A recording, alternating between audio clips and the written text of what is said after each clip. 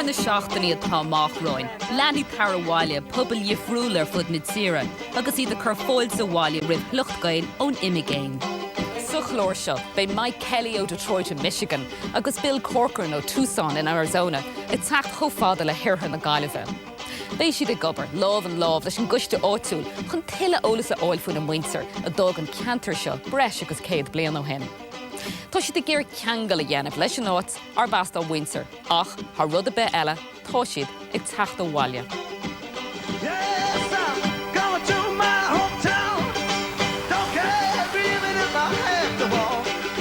Abhaile loch a riach atá cean chearthú náisiúnta Ireland Reaching Out.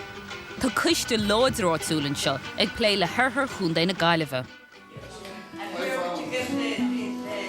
Tá siad ag déanamh a 7,000 níhil de bhaid Kelly agus é faoi réir hecht Abhaile. Is siad Jared Jennings agus Frida Geraghty a bheits ag tuairt cúnamh de bhaid Kelly agus é sa tóir ar scéalta faoin na Windsor ón geantar seo. Tá Mike ina chónaí I Detroit agus chónaí ahad freisin Joseph I Detroit agus I Hanahar Joseph bhí sé in éireann agus chónaí sé go Detroit tuaireamh níide náid an áid. Agus ahad Joseph sin James Kelly a bhí posta le an cahal. Well, tá Mike ag súil go mór le teacht go hÉireann. Tháinig a cheanahar as ceathrún bailibh an mhór chun na Gaillimhe, agus is mín leis teacht areis go dtí an áit sin ón ar ág a cheanahar an siar seo chun dul go ar imirce go Detroit. Is é seo an áit ón ar thosaí scéal na himirce amach do Mike, agus tá sé ag súil go mór freisin búla lena coil séisir Mary Nevin as Kilóran.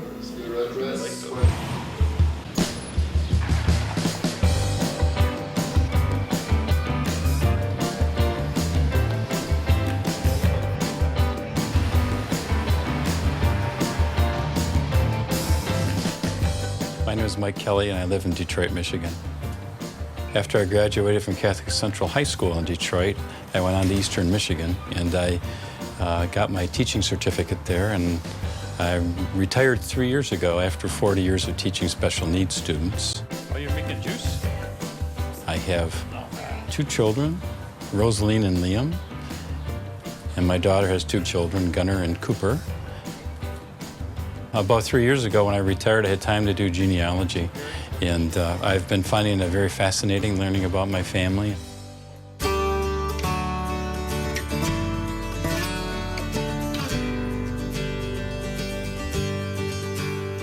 My grandfather, Joseph Kelly, came over into Boston with his brother Michael, and they visited their sister Bridget, who was living there at the time, and then they moved on into Detroit.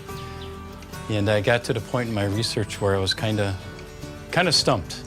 I did all the research I could think of on the internet, and so I did a Google search one night and I found this organization called Ireland Reaching Out. And I clicked on, and my life changed then. Níor chas Mike ar aon duine dá Ghaelta in éireann roimhe seo. Cé gur leabhar sé leabhar an bhón agus gur cheol sé riad riamhphoiste acu, níor leag sé súil riamh ar a Ghaelta bhfuil cónaí orthu in orthu na Gaillimhe. When you go from the abstract to the real, it's just fantastic. I found my grandfather's birth record and it listed his father as being a Cooper. Going back to the present day then, my daughter had just had my youngest grandson, and she had named him Cooper, and the name popped into her head one day. And when I told her the story, she said, "I'm getting goosebumps." I think on my visit to Ireland this summer, I would like to achieve the personal contact with my relatives. That's primary. It's like part of me is being fulfilled. I've always wondered, like, where we came from, what was the family story, you know, who these people were. It seems like in America at times you just can end up here and you get generations removed and you lose the stories of your family. And so this is really a big connection that I really feel that I need.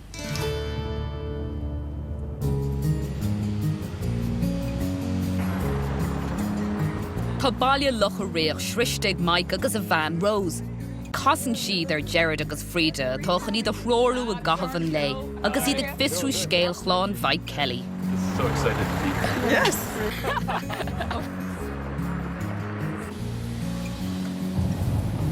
Níl túram dá laid ag Mike có bhfuil sé. Seachas gúil sé áitsaig an hartar cheantar Wallivic Award in iarthar chúnda na Gaillimhe. Tá sé dál ar an iontas mór thola nochtú go, tíbiste den teach seo. Hello, how are you? It's lovely to meet you all. Now. Well, Sean. Hello, Sean. It's a pleasure to meet you. I knew you were Sean. How are you, Sean? Agus Mike tar éis casar a ghuiilta. Tá sé ná ag go síochán na hógáil hartar bhórd na cisteanna. Go néana siad amach go ddíireach cén ceangal atá atarthú. I'm Anne Kelly's grandson. So your connection is right there on the family tree. Yes, Anne Kelly, my grandmother. So She'd be my great aunt. Yeah, she's my great aunt. Yeah. Yeah, and your grandfather would be Joe Kelly. Right. So Mike, I'm just going to give back to you there. Chur Ireland reaching out, fógras sa bóp áitiúil an chur connachtach, ag cuairtú daoine sa cheantar, a cheapgribh ceangal acu le clán Mike's na Stát Aontaithe. Dragar gail le Mike, Mary Nevin an fógra seo, agus ní fada gur siad zangfá le Mike. Well, I was reading the Connacht Tribune one night and I just saw Americans looking for Irish roots, and it was the Kelly family, and I knew my grandmother's name was on the list he had on, and her brother John Kelly. It was on the paper and she rang me and she wanted to know was it the right name, and I said, and no other name around about was the Cooper because they were known as the Cooper Kelly. Cooper, yeah. I'm just amazed. Agus aithna níos fear chur ag Mike ar a chud gailta, tu sé nám cho bugarráig go bheice sé níos múd an rian atá fóca ag a Windsor ar a geantar. Okay. You going to lead the way, Sean? Yes, I'll lead the way. Okay, well let's go and let's show Mike the next part of this journey. Okay.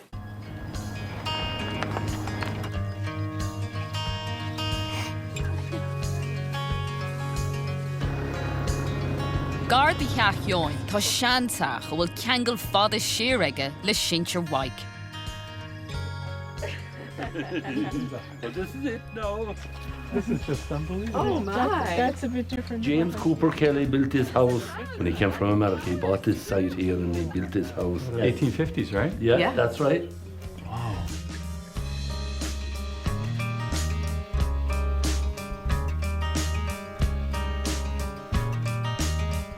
Just to realize that my grandfather was born here and immigrated from leaving this house, and it really means a lot.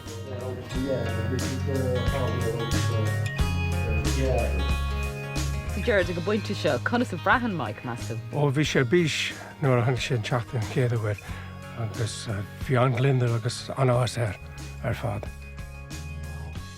An gapan tú gur thur má é seo do Mike. Ó cin sé tar íontach é agus feiceáid in éidir go raibh sé ó hásta bheithin seo inniu. Agus teach a hinseir feiceig Mike, tá sé nám bugar ráil na horas. Bhí Mike I géar a breis ólaise óil maidir lena hin sean tuismóthirí, James Kelly agus Ann Cahill. Tá seanán ghfuil an teolas sin le fóileige sa chéad áit eile. Tá scéal trú a bhéalach ag buint le muintir a hin sean mháthair Ann Cahill.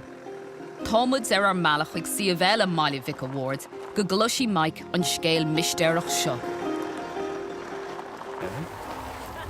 Now, the reason we stopped to this particular headstone is because of this name, Thomas Cahill. Does that name ring any bells for you? Yes, it does. Cahill, my great-grandmother was Anne Cahill. But dróthar é Thomas Cahill Jr. le sin sean mháthair Mike, Dimmy Shake America agus é ina lad óg. You know, I heard a while back there was something in the States, and you came back to Ireland and was extra, but I don't know the whole story. So you know he may have travelled to America and he may have been extradited. Yeah. So there's some murky detail there. Very murky, yes. Okay, well... Bhí sin na choní le fear dar bhanam Thomas Piper, fear bhí chun las anam umráiteach a thuirt chuige féin, an Boston Belfry killer. Rún Warry Piper cafar maná, ach curach an churra le Thomas Cahill. Bhí sé bugarás go Gaillimh nuair a tháinig áard fólíní Verica air, ach níor stop sé siniad. And the people from the US came to Galway and brought him to court there, and he was imprisoned there. And then he was brought back to Boston and spent a whole year in prison there. Sa deire hir hall fuair na húdaráis amach nach é Thomas Cahill be cionntaí ar chorabé. Bhí sé tar éis bliain na chahabh sa brisún agus gan buint ná pórtaigh leis an gcuir. Bhí ord an phobal tarraingthe ag an gás, mar is léirú na haltaí na nuachtáin atá ag Gerard ón am úd. In his own country, the people regard him as a murderer who fled from justice. After a year's imprisonment in Boston, he was discharged without a trial. The man should be formally cleared of the dreadful suspicion. Oh, I think anything like that would be, you would be totally affected because you're neighbors. All of a sudden you'd be shamed. I think it had to be very hard on them living in this area, continue living, and things may probably have changed the way people had their attitudes towards them and how they treated them, I would think. Agus lá fad a curthagó ag Mike, nílach rud amháin eile tá cuiste áitiúla géir dhéanagó.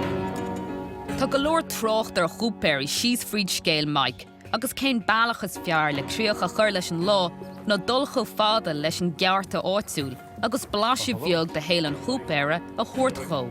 Tom, is it? Yes. Glad to meet you, Tom. You're going to do a bit of work. Yes, I'm ready for some work.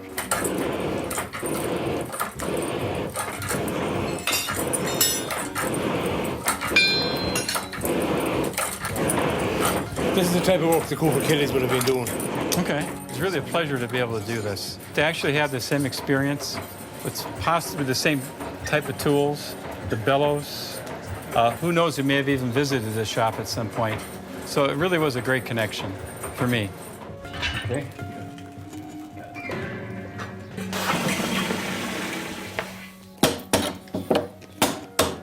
From meeting the relatives to the wonderful job they did on the old homestead, to visiting the graveyards, to coming here. It's going to take a while for me to let it all sink in, but it's been a great experience. Tá áthas ar Mike Kelly ó Detroit in Michigan agus ólas mór crunne ag a faoin na chláán, a bhíoch agus atá na gcónaíonn seo I Mhaile Vic Ward. Ach níl deire le hubar an phobal áitiúil fós. Tá siad ag réitú chucú féin chun cúnamh a thuirta Bill Corcoran ó Tucson, Arizona, chun tuile ólas óil faoin náhéinseir. Sin an ascéil siar písa beag níos fuide agus é níocha hain bliain díis. Bígí linn a good a dó do Tarabhaile.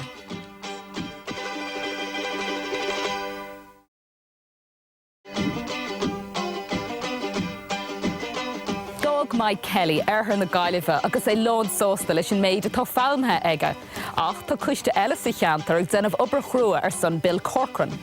Tá Bill a bhfuil códaíar i Tucson, Arizona ag teacht chuig an geantar agus mórchuid le tuspónt Rosen, maidir lena Windsor a bhharann seo in airthe na Gaillimhe tro den saoil.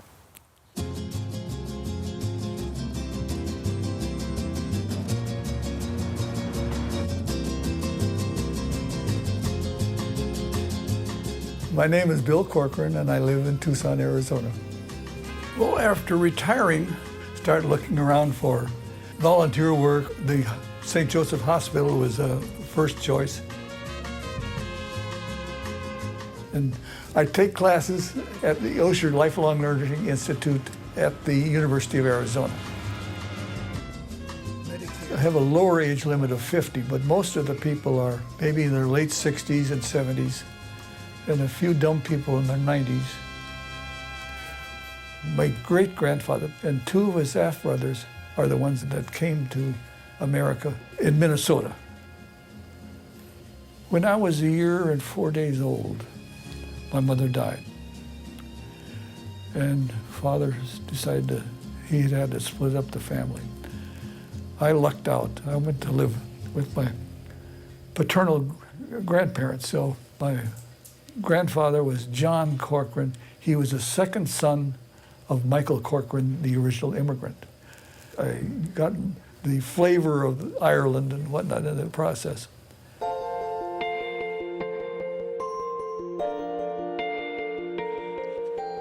Well, I was to Ireland roughly 25 years ago. I didn't really know anything about my heritage when I went. Went to the library, tried to check on it, but there's nothing, really nothing available. I didn't know what county to look at or anything. Just out of curiosity, I had some genetic testing made. And they were comparing the Y chromosome of mine versus a lot of other people. But there was one man that was close, and he had the same last name, and he lived in Dublin. So we got communicating. We called each other cousins, but we couldn't trace ourselves back to a common ancestor. I'd like to see where my great-grandfather came and where he lived, and hopefully find maybe relatives still there. That may be wishful thinking, but at least I'll see where he lived, and perhaps people in the area have some historic information that would be of interest.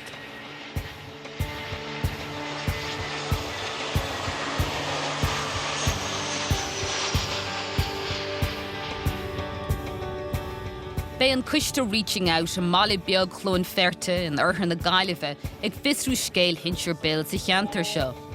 Cé gur cuiste beag iad tá rudí faoi láin seol chun scéil winter bil a nochtú. Christy Cuniff agus mé héin a bheits gearm an nóil suirt go bil ní thugus sé ar an lá.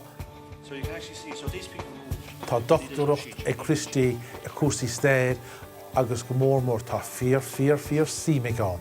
Agus nuair a thosa sé, sé fíor deacair a stoppa. Tá Bill agus roint dó chláin hééis cantar chlún ferte a rishint. Hi Bill, I'm Evelyn. Very glad to meet you, Evelyn. Now Bill, you know Curran Christy Cuniff agus Tomaso Farta ón guiste áitsúil fáilte rih Bill. Hello Evelyn, how are you doing? In éindí leis tá Gerard Corcoran, gaile Bill a rinne chéad cheangal DNA. Gar inín Bill Nicole, a wach Tom, agus a inín Teresa. Teresa. Come this way with me, Bill. We're just going to come over here. Bill, I know that you and Gerard know that you're related to each other, and we have evidence for that now. But there's always been a question about the actual connection here, and Christy is going to explain this to us now and tell us why we're standing here.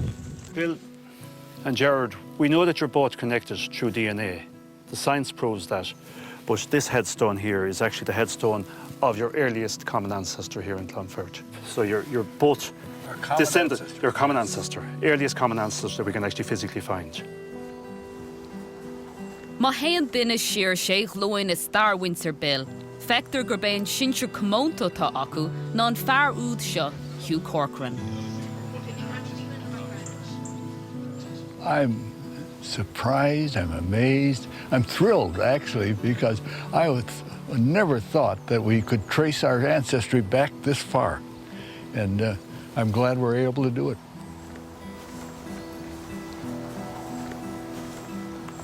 Tá uí eile sa relic seo bhfuil ceangal láidir ag le Bill. Tá Christy chun míú go Bill go ddíireach céir é an ceangal sin. This is actually the headstone of Michael Corcoran, Sr. He is my great-grandfather's grandfather. Yes. This particular man here is actually a son of Hugh Corcoran. Hugh Corcoran. So you're getting a direct line. Continuity. Okay.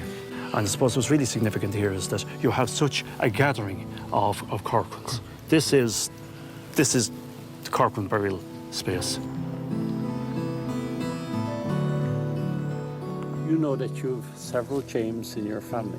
Yes, It's a very common name. Tá mós conas a airíonn Bill ag sé seasamhain seo. Catú cím tá sé héin nucha híon go blion gríis miléna agus tú síl fádaige an táhachtta chó an símnas chó. Tá sé decoréir a thugad isteach a leog agus mar de sé ba sé cínse go holganna Americán méid scéalta tá clúistin seoige an nóil sa leog fáteige maiála ar a bhaintir agus tá sé bródú freisin.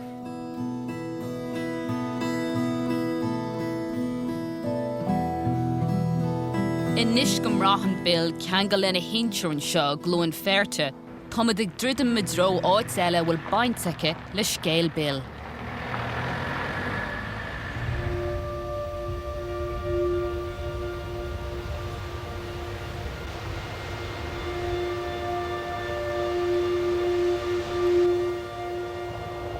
An seo I bhfásach bheirt ag Lord Sierra, tá scéala Christy faoin gangal a bhí ag muintir Bill, leis an gnáil mhór a bhíoch an seo, áit a bhfuil an lína trénach inneo. We find the Corcorans living along the Grand Canal. The Grand Canal had been built here in around 1828, finished in around 1828. So we find that when we look at the Corcoran family, the particular Corcoran family, your relations that were here, we find that they were working here as bank rangers. Strange title, but they were looking after the canal banks here. They were actually protecting the banks here because a lot of local people, in order to create employment for themselves, would breach the canal bank, cause floods and cause work then out of that. So the Grand Canal Company, who actually owned the canal, paid your relation here to look after the canal banks. But also Maidir le Michael Corcoran a Zimmy American chéad lá riamh, is léir ón na cartlin go raibh sé gan talamh. Bhí cinnid zacr le déanamh aige, fannacht mar a bhí nó bóthar a bhuala. He probably took the most obvious choice, or the best choice for him, and that was to leave for the USA, to leave for America. All he would have had to do at that particular time was virtually step out here, and where we have this bed of a railway today, back at that stage, that was the Ballinasloe section of the Grand Canal. He would have boarded the boat here, waved goodbye to his family, departed, and he would have made his way in this direction, eastwards in this direction, and he would have found himself going through Shannon Harbour and eventually arriving to Dublin.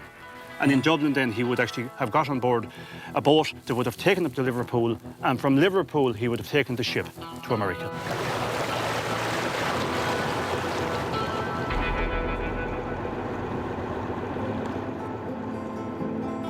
Ba chud mhór de héal hinsear bil iad na báid a bhíoch ar an gnálan seo in oirthir chunda na Gaillimhe. Agus cha bil é féin am ar bháid le linn an dara cogad damda. Sailor myself, it's nice to get out back on the water again. I try to draw a parallel between what they found in Minnesota and what they had here. And it's surprising amount of parallels that they have. I mean, it was a tough life here, and it was a tough life there. They had to clear trees and open a spot that they can grow some crops. And I was surprised at the parallels of it. Tá sé Harbh bródú gur tháinig sé, go bhac sé, go bhfuair sé na feagraí, bhí sé cuairtú le blianta fada, faoi bhaintir agus a chláán, a chuoi slí bheithe bhí acu bin seo, agus bhí chuiúir ar gobhaid, agus tá chláán teachaí freisin, gur hiic siad an méid bhí sé ginseach dó faoi, agus na méid feagraí bhí ar cuairtú, tá sé naocha blian cuairtú feagraí, agus tá siad fáite an neoige.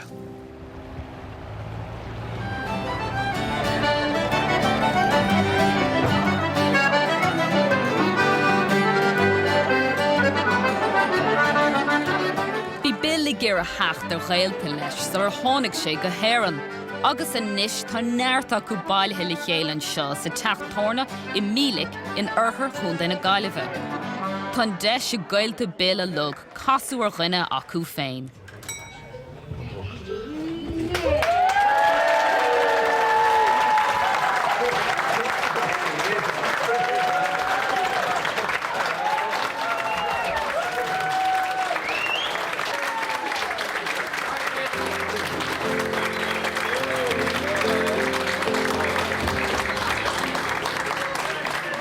Bill, you have an amazing amount of cousins here in this room.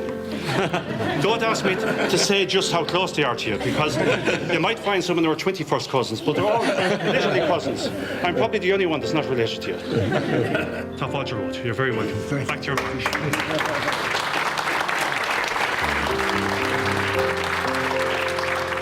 I've thoroughly enjoyed my week thus far, and I wish to appreciate everything that the Corcorans of Ireland have done to make this such a wonderful week.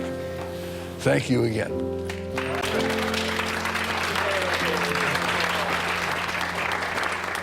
Tá léirgus iontoch fóit ag Bill Corcoran ar a bhaintear mhar an seo fadó, agus covis nach mai ihe go maidan an seo in oirthir na Gaillimhe. Bígí linn an tachtan se chugan nuair bhééis beirt eile ag teacht Abhaile.